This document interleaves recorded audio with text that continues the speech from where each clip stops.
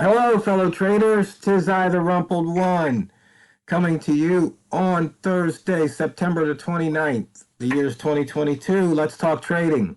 What is the best you with Walmal? These videos are for educational purposes only. Your results may differ from mine. Walmal, we were talking about this yesterday after we made the video. Yeah, we were. I think I was probably getting on your case a little bit when we did that, and the reason why is because we've been trading for a couple of years here now, trading together, getting up early every morning and trading together, and I've noticed a pattern with your trading, sir, and the pattern is that you like to trade one way, but you're really good at trading a different way. So I said, I think I said at that point in time, you got to trade the best you. Yeah. And and that's we all got to figure that out for ourselves. I can't tell you what the best you is. The only person that can do that is you. Well, actually, it's not a person that tells you it, it's your portfolio performance that tells you. That's exactly right. I think I said it yesterday in the video, and it's worth repeating. It doesn't, because we talked about, you can't look at the past. The reality is that, the only thing that really matters at the end of the day, where is your bank account? Where is your bank account now compared to what it was when you started the day off, or started the week off, started the month off, depending on your methodology of trading? And you just got to go and do that, and sometimes, every one of the methods that, you've put out there, with literally the hundreds of different indicators that you have, first of all, those indicators aren't methods; they're indicators, and they can help you develop, a method, And I think that's very important to go make that distinction because, people I've seen in the comments and people have said to me, and I'm sure I've said to you over time, and that is that, well, how do you use this? And it's just that. It's a tool in the toolbox for you to go and develop what is going to work for you, what's going to be the best approach for you to use for you to go make money, and typically what happens a lot of times is that, you use me as a guinea pig, which I welcome. I love it. You'll come up with a new idea, something that you've observed, and you'll write an indicator about it. And what I really love about what you do is you don't tell me how to use it. You just say, hey, take a look at this. And then I take it and I look at it through my lenses, my glasses, and try to go and find a way I could go and make money off of it. And it's funny because I'd say probably maybe, 30 or 40% of the time, you'll come back at me and say, well, that's not exactly how I would have done it, and that's just because you're different than I am. I trade one way, you trade another way. We use the same tools, and we agree on the same idea, though. The major thing that we agree on is that if you draw a line in the sand, price is going to cross it or run away from it. And the idea is, how do we get an edge to make a determination if it's going to cross it or run away from it? And that's what your indicators help us with. And the best you is you figuring out putting all those pieces together. You putting all the pieces together and creating something, and that's what it is. It's creating something that works for you because, how many methods are out there, that these guys go and sell, and they guarantee that if you go and follow that method, to the T, you'll be, up 1,000 pips at the end of the month. And maybe not, I don't know. But all I know is that whenever I've tried to follow those guys and do exactly what they say to do, I've never really made money doing it, so I just don't do it. But what I have found is that I've taken some of these guys and some of the ideas that they've had, and look, I said, he's onto something there. I see that. That's observable. I see that. What can I do to take that in and integrate it into my trading so that I can become a better trader?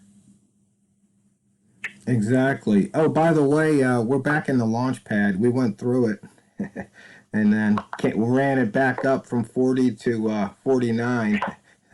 Yeah. was I trying to short all those times before? 75, and it went against me, I don't know, a bunch of times today, and but eventually I was able to more than make up for it. No, you were going long at 75. 75, long at 75, sure, thank you. And it finally went and launched through that and got up to like 85. So, and then my last trade, I did go short on 75, but I got out pretty quick. I didn't take it all the way down to where it is now. It would have been nice. But I didn't take it down there. But, getting back to, the topic of the day, we as traders, we have to sit down and we have to, we got to go and see, look at ourselves, from a very, very, objective point of view and figure out what's working and what's not working. And one of the things, Tiro, that worked for me was that, and I don't do this anymore, because I think I've gotten into a pattern where I know what's working, and I'll probably come back to it if I have a problem. And that is that I had a composite notebook, one of those hardback notebooks that you use in school, and what I did was every single time I took a trade, I wrote down the trade, I wrote down where I took the trade, I wrote down why I took the trade, I categorized every single part of it, and so that I knew that what I was doing, at the end of the day, I could go back and look at my book and say, this is what I did today. This is what worked today. This is what didn't work today. And I then took that stuff and I put it into a spreadsheet. And then I started sorting through it. What's working, what's not working. Especially in the beginning, and I think I'm probably not that different than most people. What I was doing is I was trading several different things at the same time. And here's hint number one, at least for me, don't trade several different things at the same time when you're first starting out. Don't do that. That's a fool's game. Just because you heard something from, Lucky Joe over there, said if you do this, you'll be a multimillionaire in a week. Doesn't mean you jump off of what you're doing right now and you're trying to learn. Maybe want to write that down and say, hey, I want to take a look at that, in the near future, but let me give this a go first. Let me finish what I'm already on. This type of thing, I say this often, if you want to go and become a world-renowned physicist and win the Nobel Prize in physics, well, there's a couple things you have to have in place. You have to have the skill to do it. You have to have the mindset that's involved to do that. And then the third thing, the most important thing that you have to have is you need to dedicate your life to going and doing it. And it's the same thing with trading. There's certain things that you have to learn. You have to understand that, like any other game, you need to go and understand what the rules of the game are. You need to understand what the field of play is. You need to come up with some strategies. And then what do? You take all those things and you bring it out onto the field and you test them out. And you test them out over and over and over again. And, if you're playing football, and you're testing a play out on, you're scrimmaging, your A team against your B team, just because it doesn't work the first time doesn't mean that you quit it. You don't quit that strategy right then and there. What do? You go out there and you run it again and you run it again and you run it again until you got it running the best that you can. Then you make a determination, hey, this is something that's going to work for me or it's not going to work for me. And once you do that, then you take that play, you write down on your playbook. You put it down on your play sheet. And that's what we got to do in trading too. We got to go and sit there and do that, because then what you can do is you can then look at the end of all this journey. You can go look at your playbook and say, this works for me really well. This doesn't work for me well. And there's another factor. This I don't enjoy doing, but I'm successful at it. And this I do enjoy doing, and I'm successful in it. And this I don't enjoy doing, and you got four combinations there, and you got to go through each one of them. And I'll give you an adage that my dad used to tell. He had 9 kids in total.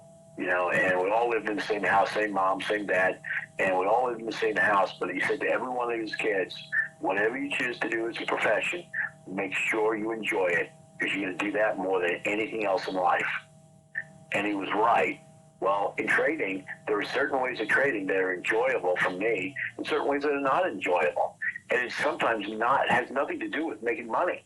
Sometimes it's just, I enjoy this way of trading. And, you know, Kira, I'm going to throw this back to you, but I think there's one you enjoy, I think, you know, what you call pinball trading. And I think that's I think that's just indicative part of your personality type. Oh, you mean when I say it's like a video game? Exactly. Yeah. Well, it's just because you can make money real quick. Yeah, you know, and that's a good thing.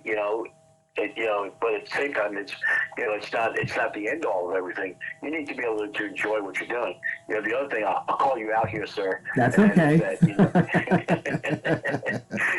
You're always looking for that method that's going to go and get you that big move of 100 pips. You know, you like to see that, because you can see it on the chart. It's there. Yeah, Clearly like there. yesterday's 300 pips from 105 to 108. Yeah. Exactly. But I'm going to tell a tale on you right now, and that is that you're not very good at it. What you're very good at, okay, and I've seen you do this. Every time I've seen you have a huge days, you've done it by stacking up 2-3 pips at a time. You know, and I've seen you pull out 100 pips, more than 100 pips in a day, just doing 2-3 pip trades over and over and over again. And you're really, really good at it. And you're really good at picking out where prices eventually going to wind up. But it just seems that when you try to go for the big pips, that's when you get yourself into trouble. Well, yeah. Well, here's part of the problem of going for the big pips. And it's basically putting a trade on and then sitting on your hands. And you know, basically what I need to do is place a bet. So for example, if I say, you know, well, I'm looking at the H4 chart and here's a missed pivot. In fact, let me see if I can even pull that up. And I say, well, price either needs to go here or there. So for example, at the start of this H4 candle, if you know, 2 candles ago, there was a missed pivot. And it's just like on this candle, there's a missed pivot. So it's like you pick one of those and it's like, okay, I think it's going to get there. You place your trade, you put your stop, you put your TP, and then you just leave it, the you know what, alone. Or, you know, or even simpler. It got down, it was below 105 a few days ago. Yesterday, I believe it was. Or it got close, yeah. So yesterday it got below 105? Or the day before. So you say, okay, this is basically a 20-some, 40-some year low. And it went below it and crossed above the 105. And you just go, you know what? I'm just going to put a trade on at 105, and I'll see if it gets to 106, or, you know, maybe it'll go down to, say, 104.50. So it's like one of those, what you call a 2-to-1 trades. And then you just put the trade on and see what happens. Mm-hmm. Yeah. And that's the only way you're going to get those big pips. I mean, it's not that I don't know how to do it. It's just you'll be up 10 pips and then it'll take back 7. And then that's about what time I'll punch out. Because we know when we look at these things, we've got the imbalances, the order blocks, and all that other stuff that, you know, price moves to. And we can see it on the chart. I mean, price moved up and then it moved back down, almost filled that imbalance. I'm looking at a 1-minute chart from like 3 bars ago or 2 bars ago to like 5 bars ago. And so we know price is going to do that wiggle. And that's where when you have your stop, move at the break even +1, that you get wiggled out. But you know what? The fastest 15 minutes in trading is up. But yeah, you have to know what is the best you and trade that, because trading's about, you know, making profit. Because it's not what you trade, it's how you trade it. So go out there and drain the banks. This is the Rumpled One, over and out.